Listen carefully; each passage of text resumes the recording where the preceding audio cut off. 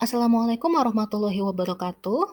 Perkenalkan, saya Putri Rizky Herdiana dari Ilmu Komunikasi NPM 2206078792 dan ini adalah video presentasi opini publik saya sebagai tugas dari mata kuliah pengantar ilmu politik. Yang pertama ada definisi opini publik.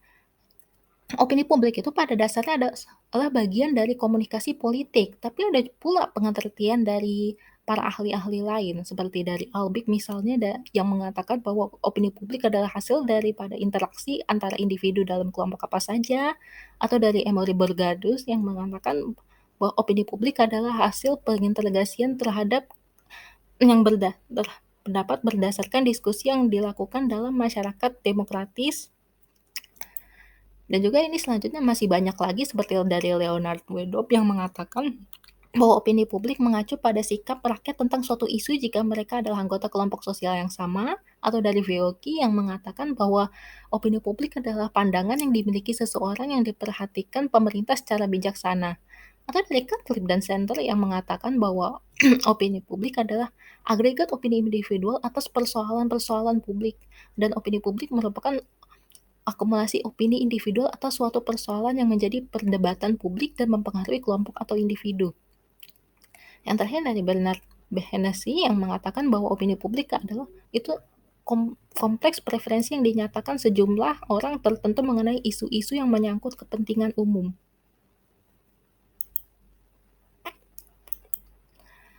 Ada pula faktor-faktor dari opini publik. Yang lain adalah sosialisasi. Sosialisasi yang dimaksud ini adalah sosialisasi politik dan agen-agen sosialisasi yang dipakai. Yang kedua lalu ada budaya, yaitu budaya politik individu ataupun kelompok yang terbentuk. Yang ketiga ideologi politik dan religiusitas. Keempat faktor ekonomi dan sosial. Dan kelima struktur masyarakat atau sistem politik yang dijalankan. Selanjutnya ada faktor-faktor opini menurut Bernard Hennessy atau yang disebut juga elemen-elemen opini publik. Yang pertama, adanya isu. Ini maksudnya adanya isu ini harus ada konsensus sesungguhnya. Opini publik ini berkumpul di sekitar isu yang tersebut. Yang kedua ada nature of publics, yaitu harus ada kelompok yang dikenal dan berkepentingan dalam persoalan tersebut. Yang ketiga adalah complex of preferences atau pilihan yang sulit. Ini mengacu pada totalitas opini anggota masyarakat tentang suatu isu. Selanjutnya ada pernyataan, yaitu suatu pernyataan atau opini ini biasanya melalui kata-kata baik verbal maupun non-verbal. Dan juga jumlah orang yang terlibat ini, opini publik ini adalah besarnya masyarakat yang menaruh perhatian terhadap isu, sehingga seberapa banyak jumlah orang yang terlibat itu penting. Ada pula ciri-ciri dari opini publik, yaitu isu, arah, dan intensitas mengenai opini publik ini. Ciri ini menyangkut opini publik tentang tokoh politik, partai, dan pemimpin-pemimpin lainnya. Lalu volume ini berdasarkan kenyataan bahwa kontroversi ini menyentuh semua orang, baik secara langsung maupun tidak langsung. Dan juga kita tidak bisa mengatakan bahwa berapa lama opini publik itu akan berlangsung. Tapi tentunya kalau yang opini publik yang menghasilkan kontroversi bertahan lebih lama dari biasanya.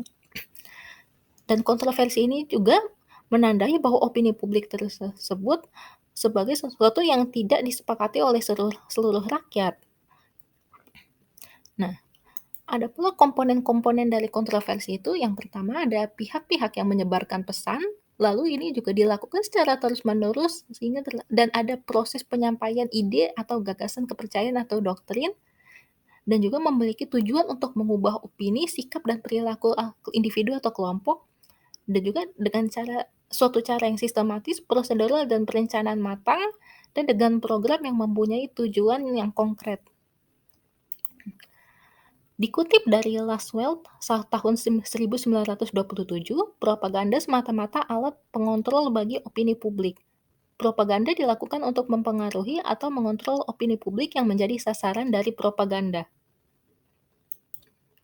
Selanjutnya ada macam-macam opini publik. Yang pertama ada popular opinion. Yang ini pernyataan ini merupakan sesuatu dari individu yang dapat diukur bila terakumulasi dan benar.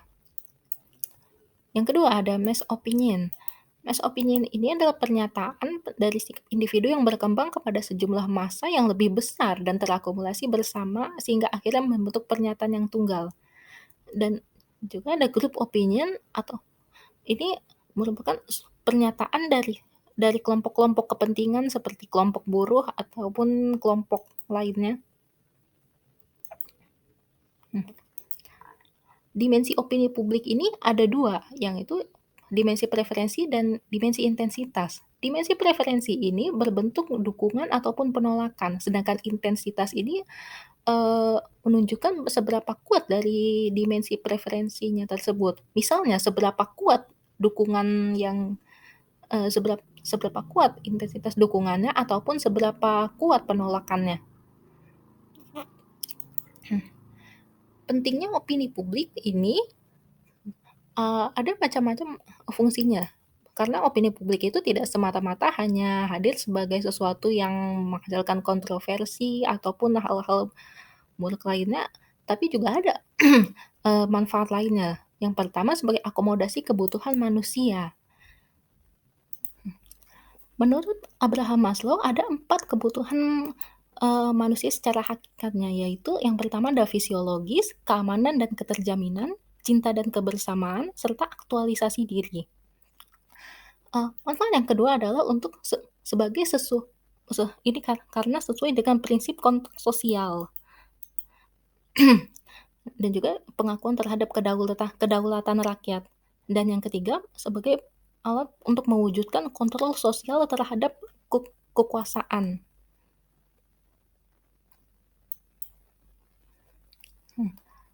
Nah, dan kira-kira dan ini adalah merupakan slide terakhir dari dari video presentasi ini. Terima kasih bagi yang sudah menyimak dan menonton ataupun mendengarkan. Dan ya, mohon maaf apabila masih ada yang salah ataupun kekurangan lainnya. Wassalamualaikum warahmatullahi wabarakatuh.